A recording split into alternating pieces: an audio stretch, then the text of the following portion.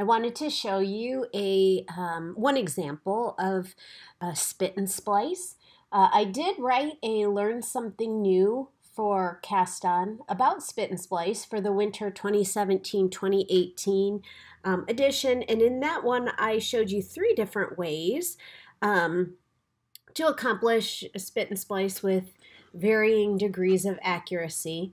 The one that I'm going to show you today is actually the second method, and it has a good amount of accuracy. It does sometimes have a yarn consistency that's a little heavier, but not too badly. It's very quick, and it's probably of the 2 that are very precise, it's a little bit easier. So I thought I'd show you that one. If you'd like to learn the other, go and check out that Cast On article, and within the article I have links to my YouTube, which has examples of the other 2 ways, including the one that's very precise and has a good consistent yarn thickness. Okay, so for this particular example, I'm going to take my whitish blue here and I'm going to splice in this more medium blue. And I'm going to do it so that this stitch, this first stitch, continues to stay white and that these 2 become blue. Okay? So the way I would do this, and I use this for pretty much all my knitting, not just Fair Isle, which has lots of yarn color changes, but all. Okay, so this is the last stitch that I want to have in this white.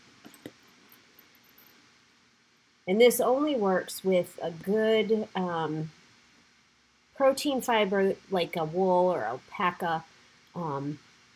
It would not work with silk, cotton, synthetics, anything like that. Doesn't work so well with superwash. You can do it, I've done it, but it works best with like a yarn that wants to felt. So this is a stitch. The last stitch I want is white, so I'm going to cut back here about 1 inch away, and now I am done with that yarn supply. Now I'm going to untwist the ply. This is a 2-ply yarn. This is a Quani, and I'm going to untwist it. If this were more than 2-ply, I would still do this, except I would only be pulling off 1 ply. So if this was, say, like a 4-ply, I'd have 1 ply here and then the other 3 there. And then the 3-ply would be what I cut. So I'm going to cut again. So let me zoom it in here because I want you to see. So I've split the ply, I've cut it to 1 inch, I've split the ply, and now I'm going to cut one of the ply, just one, and I'm going to cut it so you can see the base of the yarn here, the stitch below. I'm going to cut it just a little bit back, okay, just to give myself a little leeway, trying to avoid having like a bi-colored stitch on the next when I go back. Okay, so it's about there. Can you see that? So there we go. I'm now down to 1 ply.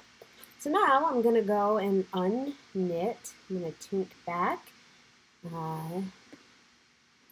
Let's see here. Excuse me. This is the double point needle example that I had worked to show how to work the tension. I'm going to go back a little further.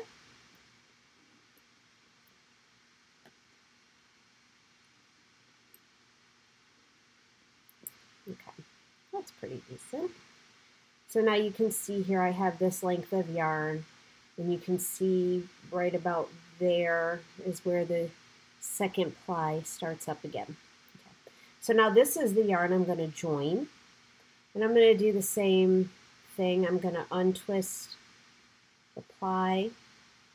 Again, this is a 2-ply yarn. If I were going to be working with something that had more ply, I would pull off just one of the ply, and then the multiple of plies that would be what I'd cut. So I'm going to cut it real nice and blunt. Okay. So now you can see here I've got this and I have that. See that? Okay. So now I'm going to do the spit part. and I won't show you that because, you know, you don't need to see it. But you just stick it into a clean mouth and wet it. Okay, you want it pretty wet. So then what I do is I'm going to meet the blunt part, the cut part up. You can see I kind of meet those together, and I'm going to wrap it around. And you maybe can see that it's kind of like two interlocking U's. It's kind of like that, okay? And the blunt part's going to be here and the blunt cut here, and I'm going to meet those two blunt cuts together, okay? So here I go. I've met, and you can, here, let's see if I can turn it so you can see blunt cut to blunt cut. And then I'm going to make a U right at that part where there's that blunt cut, okay? And so now I'm going to take this, and this is why you have to go back, because you have to be able to put this in your hand, and I'm going to rub, okay? And so you can see it's starting to go. Now, you don't want to be shy. So the felting, this is where we're felting, because this friction makes a lot of heat. And this is what is going to physically fuse that yarn together. And it's also going to thin it down, okay? And that's why you can, you know, there's another way I'll show in that article that is very precise, and it's actually probably the better way to do it if you have multiple ply. With 2 ply, you can get away with this, but I've used this on several different ply, and you know, I've been pretty happy with it, happy enough that I keep doing it. Okay, so you want to make sure that the edges are nice and tacked down. You don't want those coming up in your knitting, because they will. So like at this end here, you want to check, and you want to check up here. And so it's looking pretty well felted together. So you can see here, here's my yarn, and it has a fairly blunt start and stop. Okay, and if I've placed this out properly, that is going to hit at the base of the stitch. Okay, so that it doesn't, we don't want it to show through on the right side. Sometimes it'll come a little bit, but not usually, especially the more experience you get with it. Okay, so here I'm going to work across my row then. And the key is you want to try to match the tension you were at before, obviously.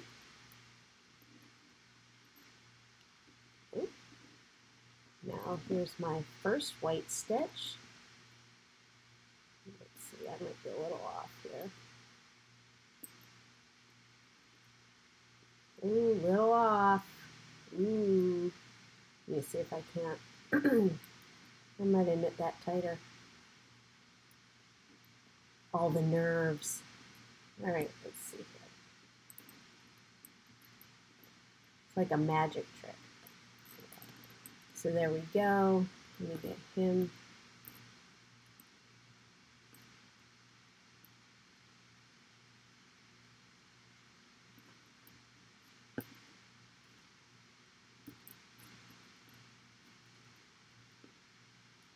There's my white.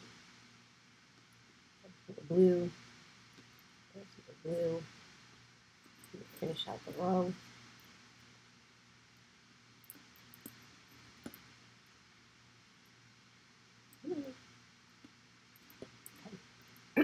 All right, so here we go. This is what we've done. And you can see here that I have a white stitch and then the blue. And you can see, let me see if I can move things around a bit so you can see on the back side.